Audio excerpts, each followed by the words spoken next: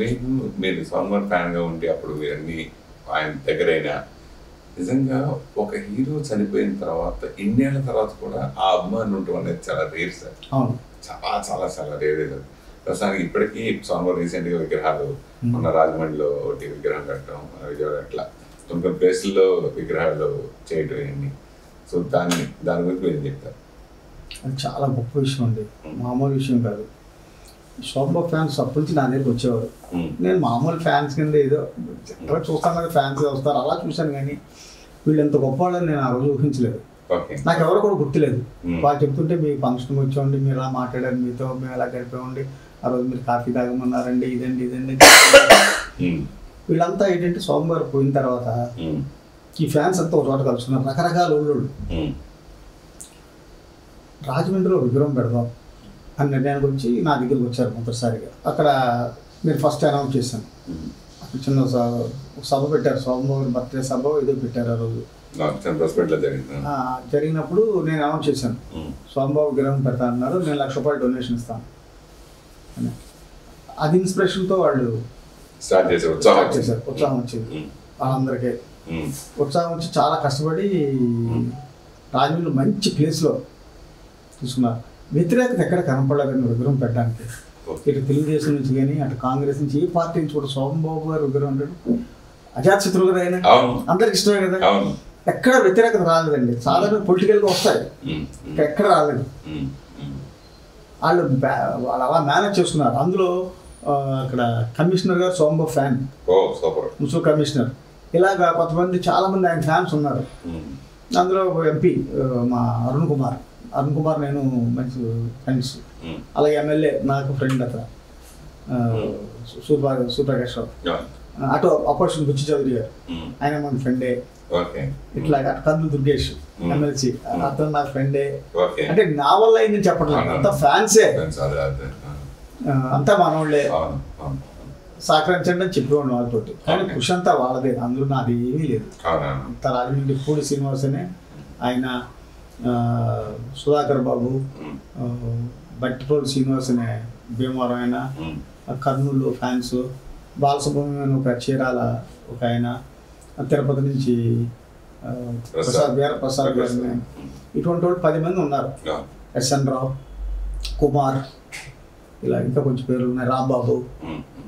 వీళ్ళందరూ ఐకమత్యంగా ఉండి ఒక అమౌంట్, సాయి గారు, వీళ్ళంతా సాయి గారు అందరూ కలిపి ఒక అమౌంట్ పెట్టుకొని ఏ కార్యక్రమమైనా చేస్తుంటారు. దీంతో పాటు మిగతా కార్యక్రమాలు కూడా ప్రతి చోట. మొన్న ఈ మధ్య ఒక 2 months బ్యాక్ డాబా గార్డెన్స్లో నెల్లూరు మెస్ ఎదుర్కొన్న మంచి సెంటర్లో సోమవారం విగ్రహం పెట్టారు. ఆ ఓపెనింగ్ నేను వెళ్ళాను, నా చేతుల మీదే చేయించారు. ఈ ఫ్యాన్స్ అంతా, అక్కడ ఫ్యాన్స్ కూడా ఉన్నారు. వీళ్ళందరూ కలుస్తారు ఒక చోట. అసలు మీరు చూసే ఉంటారు, మీ ఆధ్వర్యంలో జరిగింది అనుకుంటాను, దాసరి గారి ఆధ్వర్యంలోని అందులో మీ పాత్ర కూడా ఉంది, దాంట్లో మీ సహకారం కూడా చాలా ఉంది. వజ్రోత్సవం చేశారు దాంట్లో. ఇదంతా నేను దగ్గరుండి పూనుకొని వాళ్ళందరూ ధైర్యం ఇచ్చారు, చేద్దాం ఉంటుంది. అప్పుడు నేను వీళ్ళందరినీ నారాయణరావు గారి దగ్గర తీసుకెళ్ళి, కొండేటి సురేష్ గారి దగ్గర చూపించి, ఇలా ఇటువంటి వాళ్ళందరినీ పంపుల్ని పరిచయం చేస్తే వాళ్ళ ఆధ్వర్యంలో చాలా భారీగా ముఖ్యమంత్రి గారు కూడా వచ్చారు.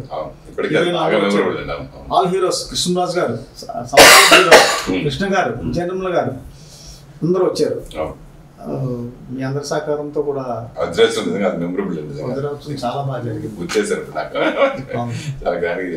నేనే పరిచయం చేశాను, ఫ్యాన్స్ అండి చేయాలండి, మీరు కూడా మీ వంతు కృషి చేశారు ఆ ఫంక్షన్ చేయడానికి.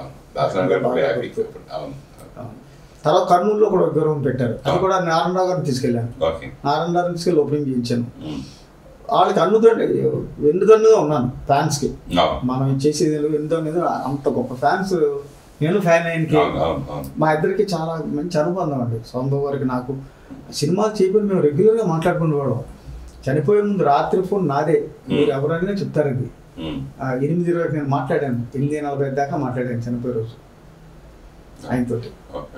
ఆయన పొద్దున్న చేశాడు, నేను ఎత్తలేదు ఫోను. నేను ఏదో మా మిస్సెస్ బాగాలేదన్న దాని మీద పని మీద తిరిగాను. రాత్రి చేస్తే అడిగాడు, ఎలా ఉంది ఆవిడకి ఏంటి అడిగాడు. నాకు కూడా చెప్పాడు, మీరు జాగ్రత్త, స్పైసీ ఫుడ్ అది తినొద్దు, కారాలు గీరాలు ఎక్కువ తినొద్దు, పచ్చళ్ళు గిచ్చళ్ళు జాగ్రత్తగా ఉండండి, ఆరోగ్యం అంటే చాలా ముఖ్యం, మనకి ఆరోగ్యం మహాభాగ్యం పెద్ద చెప్పారు, మనం ఆరోగ్యం ఉంటే ఏదైనా చేసుకోవచ్చు అని అన్ని మాటలు మాట్లాడిన రాత్రి. ఎప్పుడు లేనిది ఆ రోజు వచ్చింది టాపిక్. నాతో ఎందుకు మాట్లాడుతున్నారంటే సోమబాబు గారికి ఇప్పుడు ఇల్లు ఉంది శ్రీనగర్ కాలనీలో, ఇప్పటికే ఉంది. అది ఆయన కొనుక్కున్నారు డాక్టర్ బాబు టైంలో. తమ్మారెడ్డి కృష్ణమూర్తి గారు నిర్మాత గారు, మన భరద్వాజ గారు, ఆయన నుంచి సోమబాబు గారు కొన్నారు. కొన్న తర్వాత ఒకరికిద్దరికి అద్దెకి ఇచ్చారు, ఎందుకో సరిగా లేదు. తర్వాత మన రఘురామకృష్ణరాజు గారినే నరసాపురం ఎంపీ రఘు గారు, ఆయన కూడా నాకు మంచి స్నేహితుడు బాగా.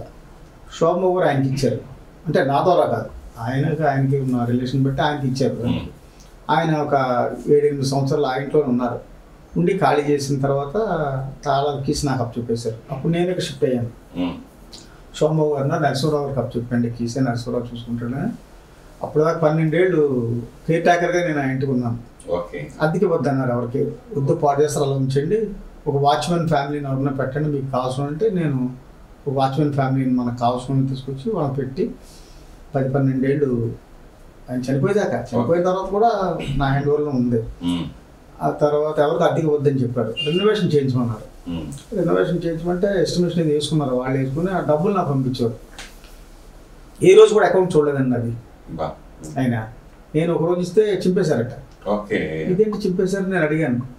మీరు పంపించిన అకౌంట్ నేను చూస్తే మిమ్మల్ని అవమానించినట్టే, మీరంటే నాకు ఎంత గౌరవం, మీరంటే నాకు ఎంత నమ్మకం, నా వర్కర్స్ కూడా తెలియాలి కదా, మీ అకౌంట్ నేను చూసానంటే నేను డౌట్ చేసి చూసినట్టే కదా, ఏదో ₹1 మీదే పడుతుంది, మీది రూపాయి తినరు నాకు తెలుసు, మీరు కట్టండి, ఒకసారి చూడండి ఎలా చేయించారో చూడండి.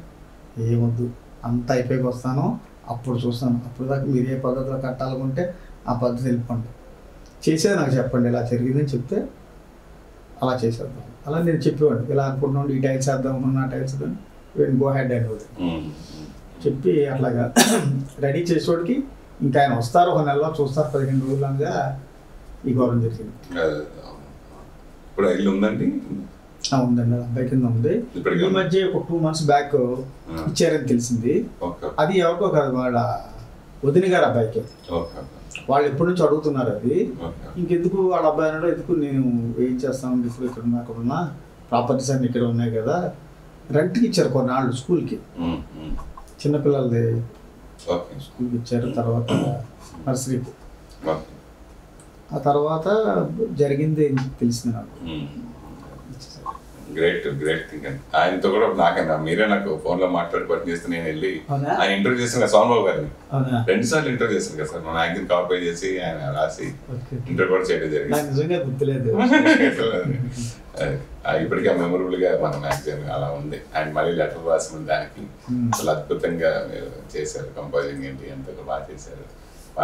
లెటర్ కూడా పంపించారు, లెటర్ కూడా రాసి కూడా పంపించారు. నాకు ఎవరన్నా చేసింది గుర్తుపెట్టుకుంటారండి. మేము మర్చిపోం కదా.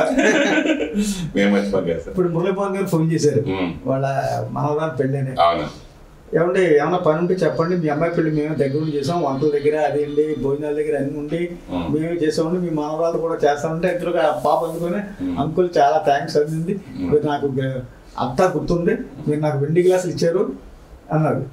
అది నాకు గుర్తులేదమ్మా, నిజంగా నాకు గుర్తులేదు. మీకు గుర్తు లేకపోయినా బాబు ఉంది, ఇంట్లో రోజు చూసుకుంటాం కదా, రాసి మూవీస్ అని కనపడుతుంటది అంకుల్. ఇప్పుడే ఒక అరగంట ముందే ఫోన్ చేశారు. చీటిందే గుర్తుండదు, ఆయన ఏం చేస్తే నాకు గుర్తుండదు అని. నిజంగా గుర్తుండదని, గొప్పగా చెప్పడం కాదు. నేను కూడా సినిమా వాళ్ళు దిగింది మొట్టమొదటి ఫోటో సోమబాబు గారితో, అశ్వమేధం సినిమా షూటింగ్ జరుగుతున్నప్పుడు కూడా ఆయన మన అన్నపూర్ణ స్టూడియోస్ బాగా మెమరబుల్. ఆయనతో రిలేషన్